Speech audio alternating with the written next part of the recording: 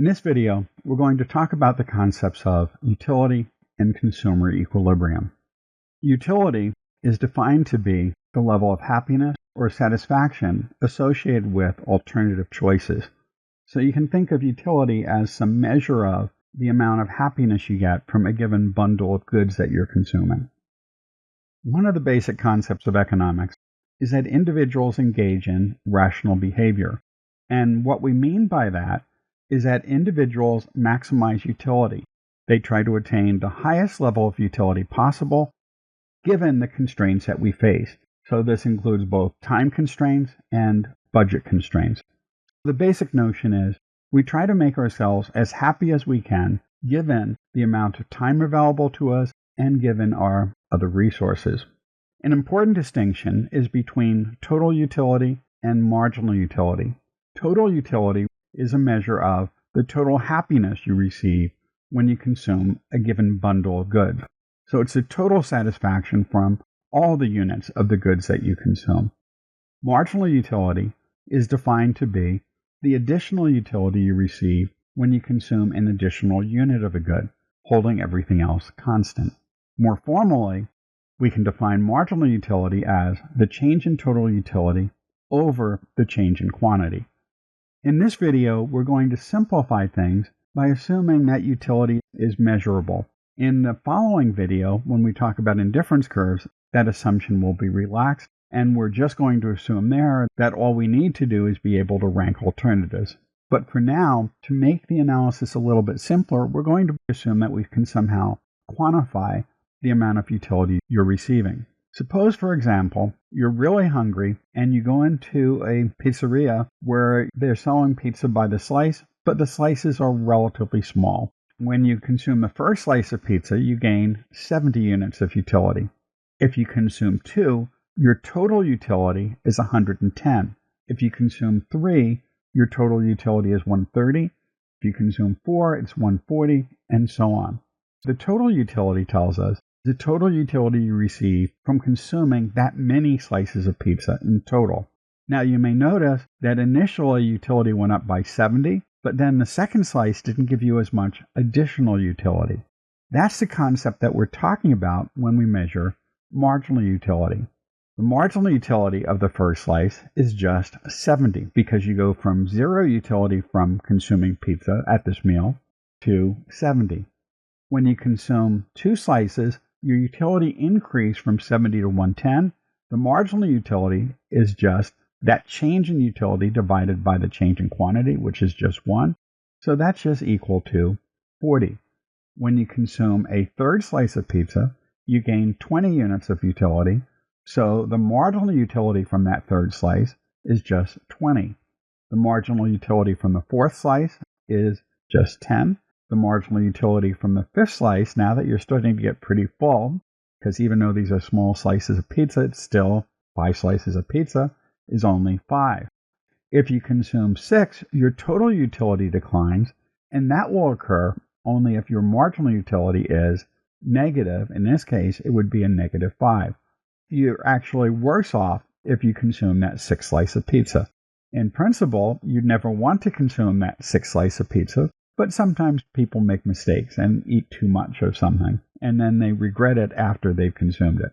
I suspect we've all had that experience with some things that we do. One of the things that's illustrated in this table is the concept of the law of diminishing marginal utility. And what that law states is that marginal utility declines as you consume more of a given good in a given time period, holding everything else constant, ceteris paribus. If you think about it, this applies to pretty much everything we do. As we're doing more and more of something, the additional happiness or satisfaction we're getting begins to decline.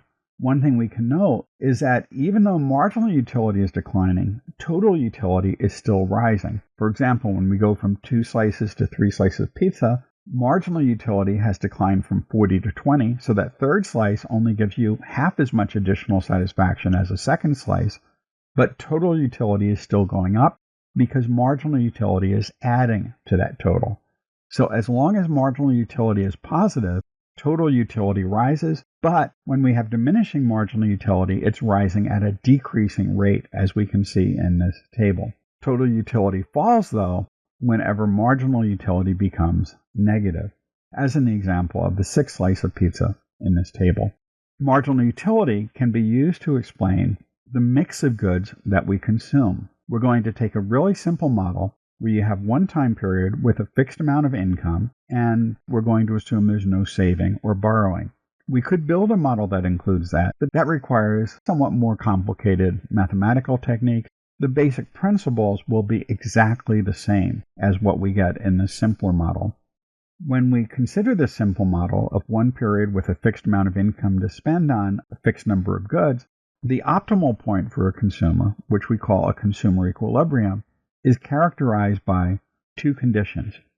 The first is that all income is spent, and this part comes back to that one period model. If you only have one period to spend your income, you're always better off spending all of it. The second condition lies at the heart of economic analysis, and that is that the marginal utility of the last dollar spent on any good is equal to the marginal utility of the last dollar spent on any other good. Suppose we take any two arbitrary goods, X and Y. If the marginal utility per dollar is higher for good X than good Y, you'd be better off transferring your spending from Y to X. Since the marginal utility per dollar on Y is less than it is for good X, you lose less happiness when you cut back on Y by $1 than you would gain when you transfer that spending to good X. We measure the marginal utility per dollar just by dividing marginal utility by the price of the good. So this condition can be expressed as the marginal utility per dollar of any one good, say good A, B, C, etc., is just equal to the marginal utility per dollar for any other good. This condition can be expressed as the marginal utility of a good divided by its price is equal for each and every good, as expressed in this equation. Let's take an example. Suppose we have two goods, goods A and B. Good A costs $2, good B costs $4, and you have $18 to spend. The first thing you need to do is compute the marginal utility and then the marginal utility per dollar for each good. Let's look at good A. When you buy the first unit, your utility goes from 0 to 100, giving you a marginal utility of 100 from that first unit. But because you spend $2 per unit for good A, marginal utility over the price of good A is just 100 over 2, or 50. Similarly, when you consume the second unit, your utility goes up by 60, which is the marginal utility of that second unit. You divide that by 2 and you get 30. When you consume the third unit, the marginal utility is 40 and the marginal utility per dollar is 20. The fourth unit of good A would give you 20 units of additional utility. So the marginal utility of good A is 20 and the marginal utility per dollar is just 10. For good B, the marginal utility of that first unit is 180, but we divide that by $4 to get the marginal utility per dollar, which is 180 over 4, or 45. You gain 120 units of utility for the second unit. Dividing that by 4, you get marginal utility per dollar of 30. The third unit gives you 80 units of marginal utility because you went from 300 to 380. Dividing that by 4 gives you 20.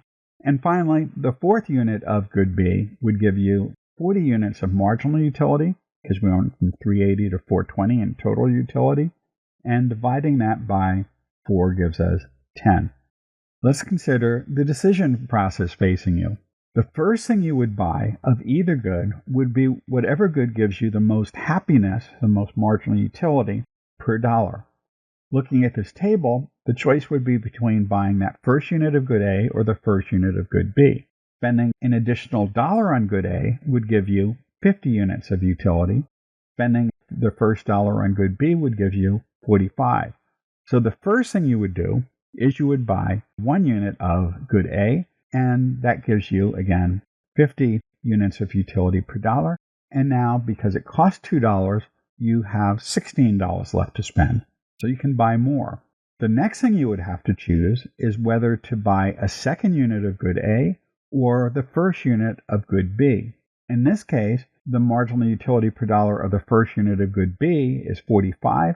The marginal utility per dollar of the second unit of good A is only 30.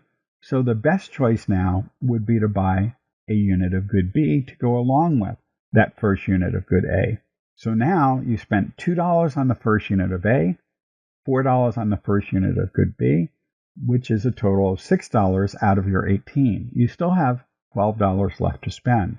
Thinking about the next item you're going to buy, you can note that the marginal utility per dollar for the second unit of good A and the second unit of good B are both the same. So you're indifferent between buying a second unit of either of these goods, and you can afford a second unit of both of those, so you'd buy a unit of both good A and good B. Now, though, you've purchased 2 units of good A for a total cost of $4 spent on A. You spent $8 on good B, so you spent a total of $4 plus $8 or $12. You still have $6 left to spend, and looking at the next row of this table, we see that the marginal utility per dollar of the third unit of each good is both 20. You're indifferent, you can afford both, so now you would get to that point where you're consuming 3 units of good A, 3 units of good B. You spent all of your income, and the marginal utility per dollar is equal for each commodity here. This is a basic process we assume that people are going through when they're deciding what mix of goods to consume. You would always buy more of the goods that give you more satisfaction per dollar until the marginal satisfaction or the marginal utility per dollar is the same for all of your spending. Because again, if you're getting more utility per dollar from one good than you are for another, you'll simply buy more of that. But as you consume more of that good, holding other things constant, the marginal utility per dollar tends to fall until it becomes equalized with the other goods.